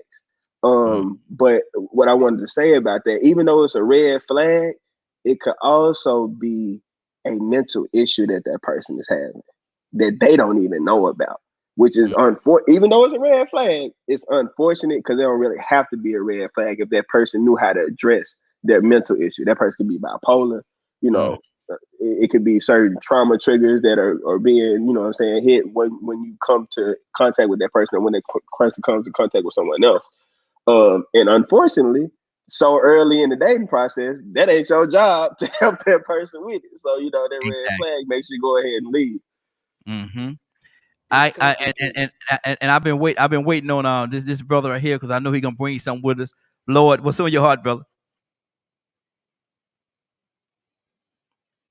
Lord, you there? Man. Yes, sir. I'm here. It's the inconsistency, and also that playing on the phone where you the one brother said when she did answer the phone, but she answering the phone through the whole date. Man, come on, man. And when the spidey senses go up, ding, ding, ding, ding, ding, ding, she's not the one, player. Yeah. Oh no. Okay, like the brother said, let me get this check. And we going on about our way. Exactly. Now, Bobby. Because we No, go ahead, brother. Finish your thought. Go ahead. No, they're not gonna say we ain't gonna see him play these games. Exactly. We ain't gonna see him play these games. Now, Bobby. Now, how will this play out? Now, Bobby, you're a gentleman. Now, Bobby, you're a gentleman, right? Yes. Okay, Yes. good. Because I wanted to make sure I was asking a gentleman this question right here. Y'all at the restaurant. Y'all say y'all done been dating for a long time, 3, 4, 5 months now. Y'all been dating, and this has never happened. But y'all at the restaurant and y'all eating, y'all and enjoying yourself. She get a phone call, and she answers the phone. She's only there for about 3 to 5 minutes at the most. Hang up and say, my mama said we need to bring the family something home to eat. We need to order some food and bring the family something home to eat. So you need to get a menu, and we need to order for my mama and the kids. Bobby, what you gonna do, brother? I said, well, she gonna cash app you. You know what I mean? She gonna cash app because it won't be me paying for it. But hold on, brother. You just say you're a gentleman now. You just say you're a gentleman now. Hold on now. I asked you the question before Yeah, I'm a gentleman to her. I know her. I'm dealing with her. I'm not taking her mom and and whoever else at the house out to eat. I'm taking her out to eat. That ain't got nothing to do with me being a gentleman, because you're trying to take advantage of my kindness now. Yeah. You know what I mean? You're assuming that I'm getting ready to pay for something and somebody, and I don't even hardly know you like that yet. And even if I did, ask me that before I leave. Can you bring me something back? Ask me. Don't ask your daughter or whoever you calling, because by you asking your daughter, it's like you going through your daughter to ask me something when you can ask me yourself if you feel comfortable enough to be asking your daughter that. If we ain't there yet, obviously, if we ain't there where you can ask me, you obviously are not comfortable with me being around your daughter, so don't expect me to pay for it. Good deal. Rico, you a gentleman, brother. What you do? She said, buy something for the family. Yes. She get a phone call and she hang up and say, "Mama said we need to bring some food home for her and the kids and my nephews." Yeah, I'm gonna go ahead and pack up what we ordered and tell her we could divide everything up. I was gonna spend on her for everybody some cheeseburgers a piece. We're gonna take the same tally. I'm gonna split what you were gonna eat with them, since that's what you want to do, and we'll take this date for some other time. But you know another turn off though. If they sit up there taking pictures of the plate. Wow. See dudes do that here lately too, though, man. But when they sitting there taking pictures of the food, then they take a picture of another food, they making sure everybody can see the surroundings. You're like, man, wait a minute. And then number 2, when they look at the menu, and it seems like everything they point out is the most expensive thing, but they don't know how to pronounce it. What's this filet mignon? Wait a minute, you trying to use me? You want to go to Papa Dough all the time, you know what I'm saying? But you don't even know what they got. You ain't never had the gator bites. I done got you the gator bites and you don't want the rest of them. I don't like this. Wait a minute. You said this before. You just experimenting on me? Yeah. No, it's over. We ain't never going out no more. Lord. Hey, Tucson, what's on your heart, brother? Tucson, I know you got to get out of here in a little bit, man, but what's on your heart? I gotta get out of here. Man, look, I enjoy y'all brothers, man. This is good. I like to joke and clown, but life's serious, man. And when you run into people that's kind of like, boy, they look good, but they are thrown off big time. They might have been one that been putting time out. And I want to know if you taste like meat. Lord. we got another brother with us. I'm out, man. Eddie. I'll let y'all brothers. I appreciate you, brothers. See you in the morning. All right. Eddie Hicks. Unmute your line there, brother. You muted. Unmute yourself.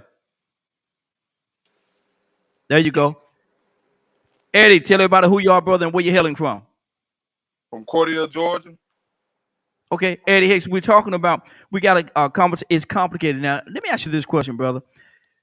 you've been dating this girl. Well, you want to date this girl, and you've been seeing her around everything. You really liking her, and she's liking you. And you ask her this question before y'all move forward. You ask her this question: are you dating someone? Are you seeing someone? Eddie, she say to you, "It's complicated." What does that mean? Ooh, complicated. That means that she's dealing with somebody at the moment that possibly she really don't want to be with him. She want to move on but can't. Mm-hmm. So how do you and position yourself in a situation like that, because that has the potential to become very dangerous. Everybody that's on the line, mute your line, because the phone line, mute your line. We got some background noise coming from somebody's line. Yeah. Mute your line. But Eddie, how do you govern yourself in a situation like that?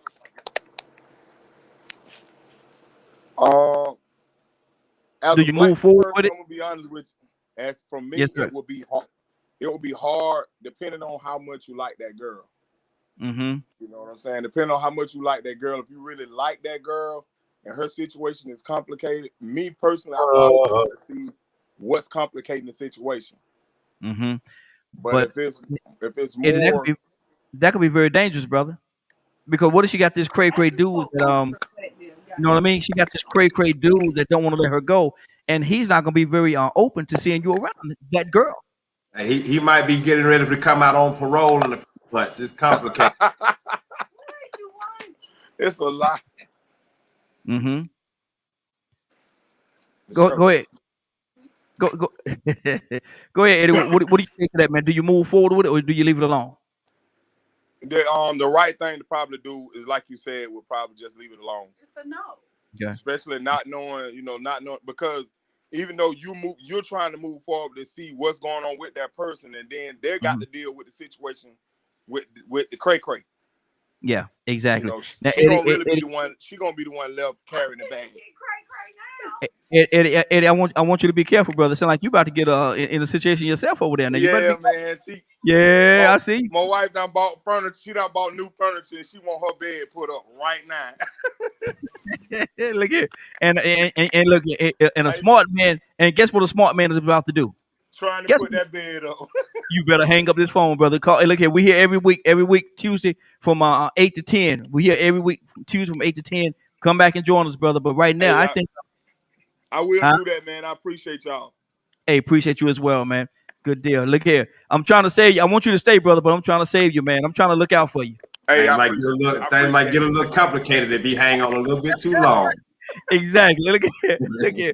I don't want to see no shoes flying through the house. You know what I mean? I don't want to see that, brother. You know exactly. She looking mean right now.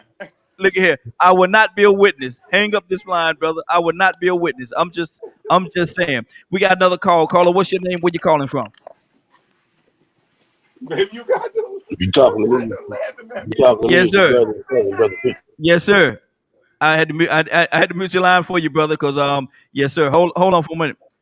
Hey, I muted. There you go.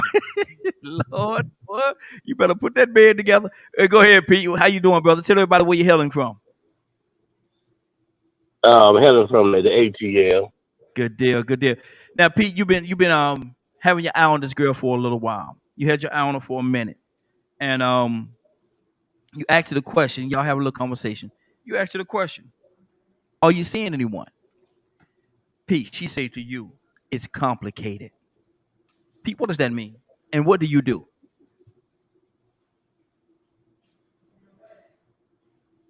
I give her a nice, comfortable, pleasant compliment, and wish her a very nice day. Mm-hmm. And I hope that she gets the piece of the complication that she needs. And Tupac, I be hollering at you. Lord. Mark, look here. Mark, what do you think about that, brother? Hey, keep on moving. Good deal. We got 25, and I want to get this last topic in here, and I think this right here gonna take us a little time to get through it. And Rico, I'm gonna start it with you, brother. What is the price What is the price of selfishness? Oh man, you could lose everybody. You could lose your children. You could lose your parents. You could lose your siblings. Man, I mean, you'll lose. People will lose compassion for you. Not only will you lose your compassion, but you'll lose your ability to receive compassion from others. Sooner, you won't care what's going to happen to you. You know what? I don't care what happened to him. He's so selfish. You know, he didn't care about such and such and this and that. When this and that was going on, he just thought about himself. So now, why would people think about you when you situation? So yeah, you lose, you risk losing all compassion and concern from other people. So you know, a lot of times, people when they get selfish, they only look at it from the prospect of them being in a better predicament. Is in a good place, you know what I'm saying? They only can look at it, be selfish then, but then let them go through a certain situation. Let them have to go through an illness. Then they see things, they have compassion then. You see it so many times in politics, where the haves, they never have compassion for the have-nots, but the minute they have something happen to them, we need to have all kind of attention brought to it. Now we need to have all kind of legislation brought toward this and that. Now we want to pay attention to this situation. But what about before then? The NRA, prime example. Most people that believe in the NRA, they are so selfish that they think that the Democrats want to take their guns. Take the gun. They just want to put some type of regulations on it, so you know everybody's not out here killing people. But if you're selfish and you just want to hoard weapons and hoard ammunition, if you just want to start wars, then you're only going to look at one side of things. You're not going to look at the side of the victims that go through gun violence problems. So that's a huge issue. You know, when you get selfish, like I said, you lose compassion for others, but people also lose compassion for you when life hits you and reality hits you in the face. Absolutely. Bobby, what do you say to that, man? What is the price of selfishness? Well, ironically, the brother that just hit on the political side of it, you know, the narcissist that was dying. The country's paying a great price for that, and that type of aspect. But, and I know that's broadly speaking, but in general, he still covered it. You know what I mean? You lose everything. You know, your family. You know, and all things that go along with that. You know, you see it all the time with entertainment. Fights to do what they love. You take somebody like Quincy Jones, somebody that to do what they love, and for the betterment of, you know, his family. You know what I mean? To make it where they don't have to struggle like he did, if you know his story or something like that. But it happens all the time with entertainers. But it's mostly you're subject to lose anything at the price of selfishness, and sometimes it's worth it, sometimes it's not. Absolutely, absolutely. We got another call from the 706 area code. 706 area code. What's your name and where you calling from? 706 area code. Are you there? Okay, get him out of there, and we'll keep this thing going. Landon, what is the price of selfishness? In line, I think selfishness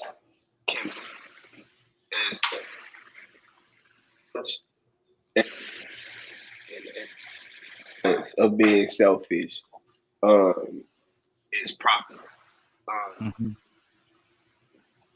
In moderation, selfishness included. And I can explain myself. Obviously, being selfish in the wrong way will affect you badly. But you can be selfish. You can be selfish. Okay, something's going on with your sound, brother. I don't know if that's your sound or rather somebody on the phone line. You hear that? Go ahead, brother. Go ahead, Landon. that selfishness can be a good thing, and as long as there's a good balance. So the young man that was just speaking about Quincy Jones, everybody knows him. Yeah. Though he was very selfish and did things, they love him to this day because of the sacrifices that he made and being selfish, because it made him so successful that it was able to put his family into better positions. Now, with the perfect balance, had he done things differently and still remained selfish, but still gave that time and energy to his family that needs, because all things can be done. We just get lazy and say, oh, I'm gonna only do this and be selfish this way and ignore everything else. No, you can do everything. You can do everything. You just have to put forth a little bit more effort, to not be selfish. And that's what I mean by selfish can be a good thing, because we know that you don't make it to certain places. You don't get to certain heights. You don't get to certain areas of success without being a little selfish. And that's in any industry. I don't care what you do. You can be a singer. You can be a ball player. You can be the top exec of a company. At some point in that timeline, from bottom to top, you had to be selfish to get to that point. Mm-hmm. Good deal. Go pick John Q up. Let him get the executive position. No, you were selfish. You said, I wanted the executive position. Yeah. So I did this. I wanted the starting position on the team. So all in all, what I'm saying is it's okay to be selfish, but there has to be a balance. Exactly. We got a caller from the 706 area code. 706. Are you there? What's your name? Where you calling from? Yeah, my name is Untyme. I'm from LaGrange, Georgia. Okay, what's your name again? I'm sorry. Untyme. I'm from LaGrange, Georgia. Okay, and Tom. Okay, now let me ask you this: what is the price of being selfish? What is the price of selfishness? That's a good question. There's no price. There's no price of being selfish. Can your selfishness cost you anything? Or your selfishness can cost you a lot. It can cost you your marriage. It can cost you your family. It can cost you your job. It can cost you everything. Mm-hmm. Wow, that's good. That's good. Hold on, brother. We're gonna come back to you in 1 second. I definitely want to. Before I even go any further, I want to thank you for calling. I think this is your first time calling in. Am I correct? That's right. Good deal. It's great having you, man. We're here every evening now from 8 o'clock until 10 o'clock p.m. Eastern Standard Time, right here on the same network, man. So you're more than welcome to always be a part of what we're doing here, man. Just wanted to welcome you aboard. Mary, what do you say the price of selfishness is? Mary?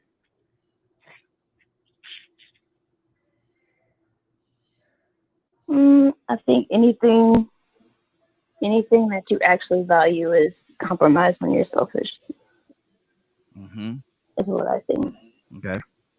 See, and see, that's my daughter, y'all. She ain't gonna get no long, y'all. She gonna say what she want to say, get it right to the point, and leave it right there. That's how she gonna do it. Mark, what do you say to that, man? What is the price of being selfish? What is the price of selfishness? One word: destruction. Wow. Go ahead. Mm-hmm.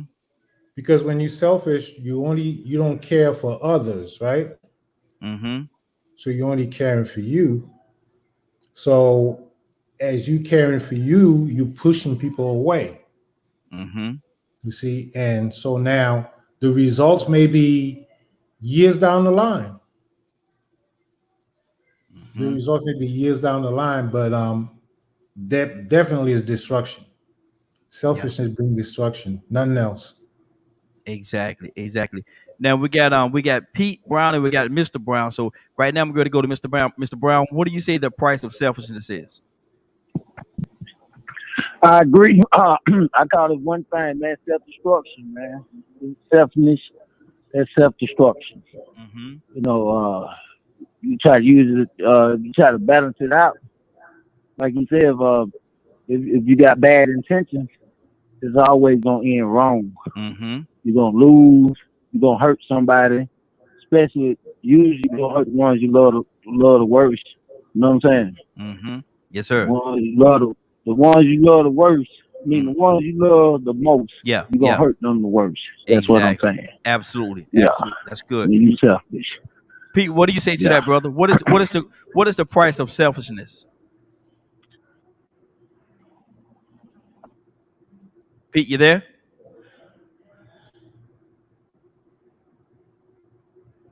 I think Pete may be away for a second.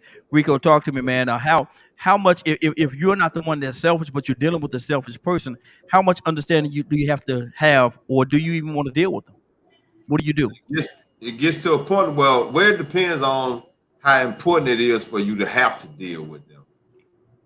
That's what it boils down to. If it's important that you have to deal with them, then yeah, you might put up with some extra things. You might have to deal with your child.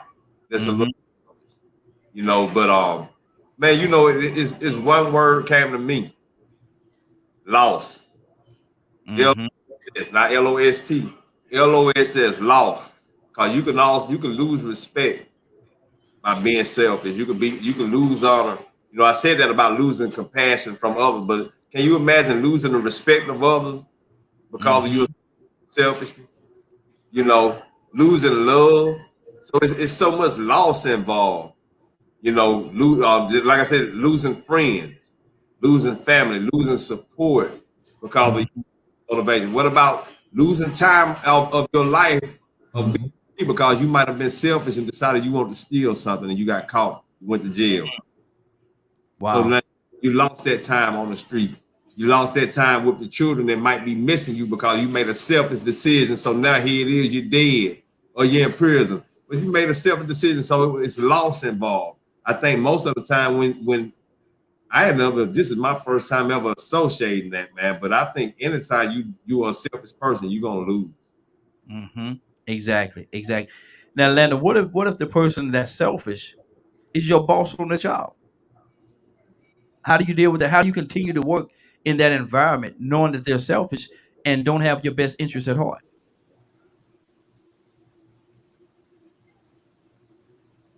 Don't have your best interests at heart. There you go.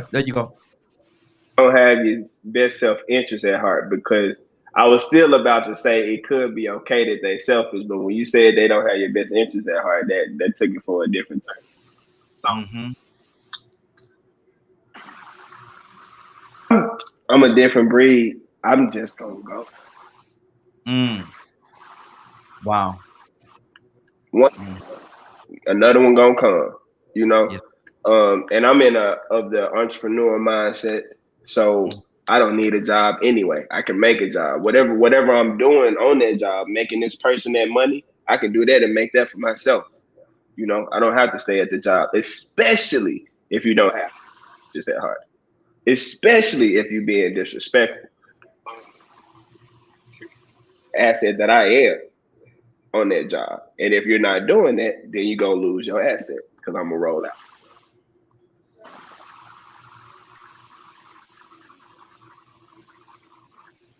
Raheem up roll up now. We got to keep it going, y'all. What you got to say on that, Mark? Oh yeah. Yeah, I'll say the same thing. I mean, selfishness, I would stay on the job because it's gonna show. The company gonna feel it, and so now they're gonna move them out. Because there's no way when you've been selfish, you really self-destruct.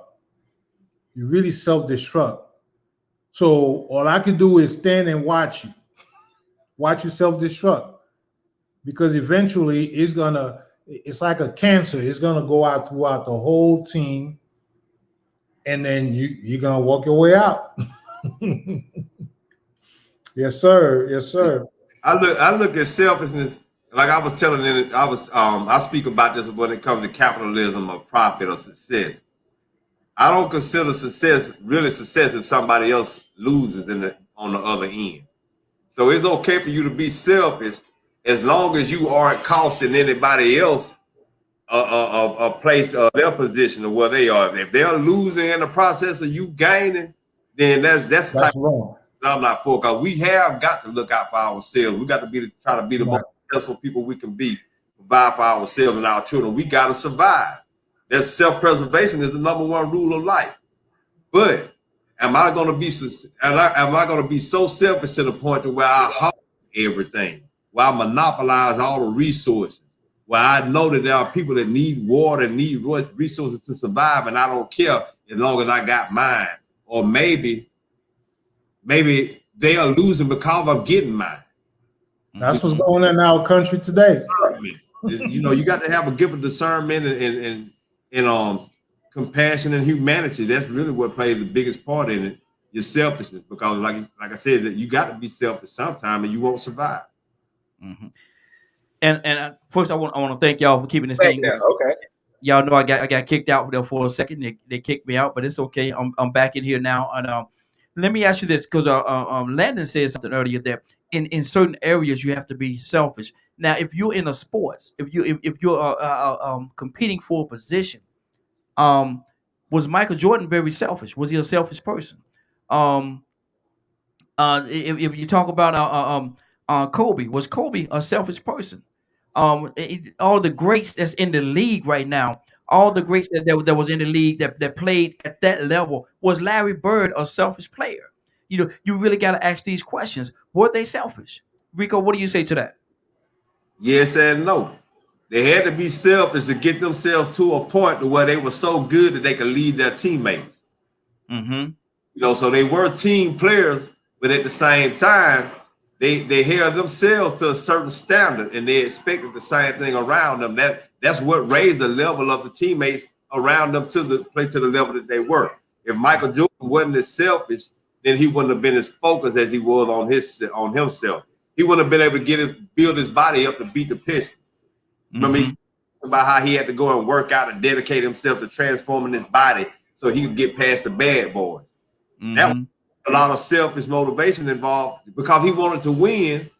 And not only that, but he probably sacrificed a lot of time with his wife and children transforming his body, focusing, dedicating himself. But, you know, once again, you still have to make sure you know moderation.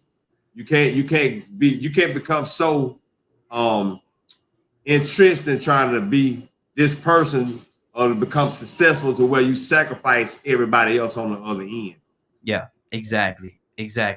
Landon, what do you say to that, man? Were these great players, NBA, NFL, and all the great athletes, were they selfish?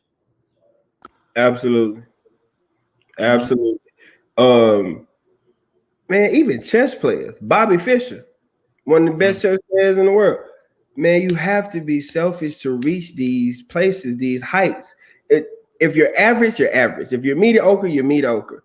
But if you want to be the best, if you want to be top, upper echelon, there's a certain amount of selfishness, not a disrespectful amount, not an amount to where you completely pull away from your family.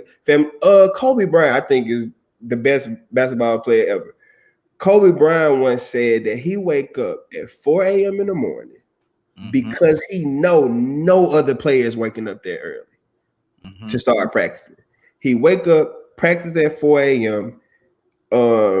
From 4, I think he said, until 6. And then from 6 until 8, he would watch video. And then from 8 until 10, he would just shoot free throws. Like he literally, for every increment of time, had something to do. But guess what he did at lunchtime? He went home. You see what I'm saying? The balance. He went home at lunchtime just to spend not a lot of time, because I still need to be selfish and spend most of my time on this court because I'm trying to be the best. But I'm gonna still go home and spend a little time with my family, the little time that I have. Here's another thing I thought about outside of sports. You don't think your babies be selfish? Like it depends on who the person is that we allow to be selfish, that we call when we call it good or bad. So we just can't say that the word selfish is bad, because it's not. It depends on who it is and why they're being selfish. My little girl is extremely selfish with me. Extremely. She don't want nobody else, not even my wife, to have my time. When she wants, I can't even sleep the way that I want to sleep. Lay down and sleep on my stomach because she has to sleep on my chest. That's her being selfish. Yeah. But I love her being selfish though. You see what I'm saying? Yes, sir. Let me ask Mark this question here. If a person is in business, they have a business and they're working like a dog, trying to get ahead. they're selfish in that they're spending so much time there at the office doing the things that they want to do, but at the same time, they're doing it because they want to have the best for their family. Is that a good thing? Yeah, I wouldn't call that selfish. I'll call it ambitious. Mm-hmm. They're just ambitious because selfishness is like you're not caring about the other person. Mm-hmm. You're not caring about anybody else. You only care about you. But ambitious is you care. You just want to get there. You just focus on the goal. You want to get there, and you say it's okay. It's okay if you want to be the second man or the third man. I just want to get there. Yeah. You see? So, but selfishness just say, okay, forget you. Mm-hmm. You see, forget you, period. I want it all for me. See, I think we all are ambitious, but in business, you need that. Mm-hmm. In business, you got to be focus driven. That's the only way you're gonna make it. Focus driven, so ambitious, and try to knock out your competition. Yeah, that's your main goal. Knock them out. Exactly. And that's a good thing, but at the same time, Rico, it could make their family something they don't always understand your drive and your motivation, and the fact that you're really doing this because they think you're just trying to do this for you're doing, but they don't understand the sacrifice that you're making for them. They don't always understand that you're doing this because maybe one day I'll be able to leave this to my children, and my children's grandchildren will be able to capitalize and eat off this table that I'm setting right now. What do you say to that, Rico? Is that selfish? Yeah, I mean, that's a good selfishness. I mean, some people want to leave their mark in history. Mm-hmm. The greatest ever at whatever it was they done. Mm-hmm. Want to be the greatest basketball player ever. Mm-hmm. Right? Tom Brady want to win the most Super Bowls ever. Some coach want to win the most Super Bowls ever himself. Right. So I mean, you have to be dedicated, ambitious, driven, motivated to do that. But you still have to remember the balance of the reality of your family. Mm-hmm. See, I was reading a story about Priscilla Presley yesterday. And even though her and Elvis got together on some real shiesty, a real shiesty situation, I mean, he really was a statutory rapist, Yes. But the parents agreed with it. But the only reason she cheated on him was because he wasn't giving her any quality time. So a karate instructor that he hired to teach her karate took the mighty king of rock, the greatest rock and roller ever. Mm-hmm. Historical. He been dead 50, 60 years. The man been dead. Now he been dead that long. He been dead a long time. He got statues. They tour his home. He's almost a national monument. He'll go down in history. He'll be recognized 100 years from now. The great Elvis Presley. On with a karate instructor. A little peon that he paid to teach his wife how to fight and just get in shape. Was able to give her some quality time and give her some love. Yep. He didn't know how to balance what he really cared about. And he loved Priscilla. No, he didn't want to marry her, but he did love her. He was worried about his image. But when it came time for him to lose her, it wasn't nothing he could do. It was too late. By the time he started realizing, well, you know what? I could put the same effort towards my wife as I did towards traveling and entertaining the world. It's too late, Elvis. Yeah, it's too late. I love this loving I've been getting. Ain't no sense in going home. Jody's got your girl and gone. That's an old school song. Y'all don't know about that. But Landon, let me ask you this question. And this is a totally different area that I'm about to go in right now. But we still talking about selfishness. And there are some people, some rich folk, and that when they need certain body parts, organs, they would go out there and find, truth of the matter, some black kid, and their life means nothing.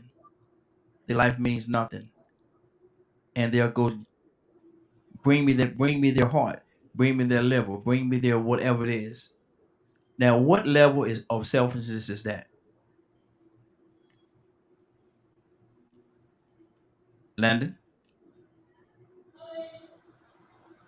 You said what level of selfishness is that? Yes, because throughout history, you know, it's been proven that they have done this many times over.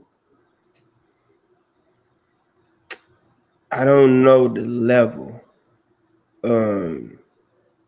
But I think that's one of the worst types of selfish you can be. And unfortunately, I hate to sound like a conspiracy theorist and all that, man, but them people, they just like that. They ain't even got to be rich.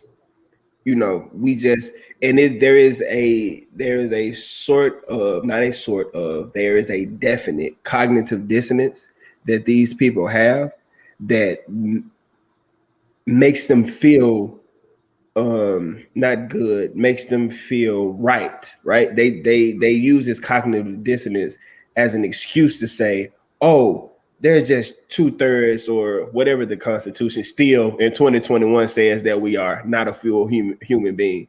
For them to say, oh, they're, like you just said, their life doesn't matter. My life is more important to them, whether I'm rich or not. Just because my skin is a different color, my life is more important to them. So yes, bring me their liver, bring me their lungs, bring me their kidney, bring me their heart, whatever it may be, because I need to live. My life is important. Their life is not. This whole thing that we've been doing in 2021, the Black Lives Matter, that's the whole, literally, that's the reason why we saying it. Mm-hmm. That's the reason why everybody's going around chanting and doing all the I don't want to say the riots. That's not why they're rioting, but that's why they're protesting. So the riots come when we get mad. The protesting is to prove a point that our lives matter. Exactly. We got a few more minutes before we get out of here, man. But Mark, you got a smile on his face over there, man. I got to go to that brother, man. Mark, what's on your heart? Nah, he's just criminal. That's all. Mm-hmm. Yeah. Plain criminal. But you know, would you agree, Mark, that it does happen? I mean, it's been that's something that's been going on for years, though. That's something that's been going on.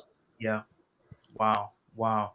Let me go to Mary. Then we're gonna finish it up with Rico. Mary, we're still talking about selfishness. What's on your heart? Oh, I don't know what we are. The line cut off, and then yeah. I don't know what happened. No. It shut me down. My whole system froze up. And the brothers, they kept it going for me, so I had to get myself back in here. So I lost all the callers that was on the lines. I would have definitely went back to each and every one of you all, but I definitely appreciate you all calling in. Rico, is that something, man, that's been happening for years? Yes, I mean it happens up and down a ladder. Some less extreme than that, more extreme than that, and it's televised. You know, sometimes it's not, but you know, we've been told time and time again, and then we get shocked when we find out that it's really true. And they say money talks. Mm-hmm. If it don't make dollars, it don't make sense. In other words, if it makes dollars, it makes sense. Mm-hmm. When you say money talks, then you add if it makes dollars, it makes sense to the other side of it. Mm-hmm. That opens up the door for a lot of things to go on that really shouldn't be going on. Yeah. Why is it right for Jeff Epstein to be able to fly 14 and 15-year-old little girls across the country, not across the country, overseas, to party with the royals, elites, billionaires, aristocrats, 14-year-old little girls over there just being touched on by men and women, double team and tag team, and then other people that seeing it and keeping their mouths shut. Oh, yes, I saw the prince with two 15-year-old girls standing by the swimming pool and they were topless, but you didn't say nothing. Pilot said, money talks. Money talks. So, yeah, you know, without being selfish, you can't achieve success. But at the same time, you got to have some type of morality about yourself. Absolutely. Mm-hmm. Mark, what's on your heart, brother? Yeah. But you know, it's just it's crazy, and this is where we are today because those people don't value lives. Mm-hmm. They don't value lives. All their value is that money. Mm-hmm. And once you start valuing that money, you become like an animal. You're a beast. Exactly. You're a Exactly. beast. Mary, is money the root of most selfishness that a person deal with? Is money the root of it? Say that one more time. Is money the root of most people's selfishness? No, I don't think so. I think everybody's different. Everybody wants money, so Mm-hmm. I wouldn't say no. No, I wouldn't say so. Okay. Because in that case, then we're all selfish. What is more what do you think, Mary, is more valuable to a person? We're going to get on out of here. We got 4 minutes. Money or power? In my opinion, money, because money is power. Mm-hmm. Okay. Money can make people do a lot of things. That's why at my job, if you have too much debt, they kick you out because you'll sell anything for the right price. Mm-hmm. Money, in a way, money will make you do some crazy things, just like love can. So I think money is more powerful than just general power. Wow, that's good. We're going to get out of here, man. We're going to go around to everybody, see what they want to say in their closing. Now, everybody that was actually a part of the broadcast when I got kicked off, we lost everybody that was on the phone line. But I definitely want to thank you all for calling in and taking the time and being a part of Real Men Being Men. We're here every Tuesday from 8 o'clock to 10 o'clock p.m. Eastern Standard Time right here on DK Media Group and Associates. Mary, what would you like to say in your closing?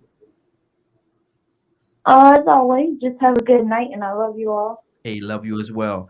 Landon, in your closing, sir.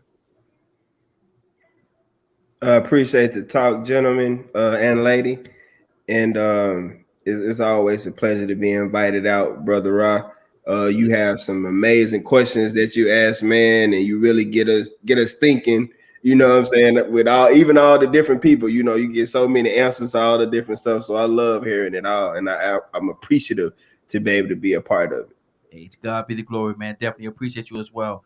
Mark, in your closing, sir. Great questions tonight. Great questions. I love the one about dating the girl and then her mother called. Bring some food home. Hey, but I don't know what I would do in that situation. Hey, drop her beyond hand off right there at home. Drop her off at home and keep rolling. Yeah. The only thing she'll see the tail lights.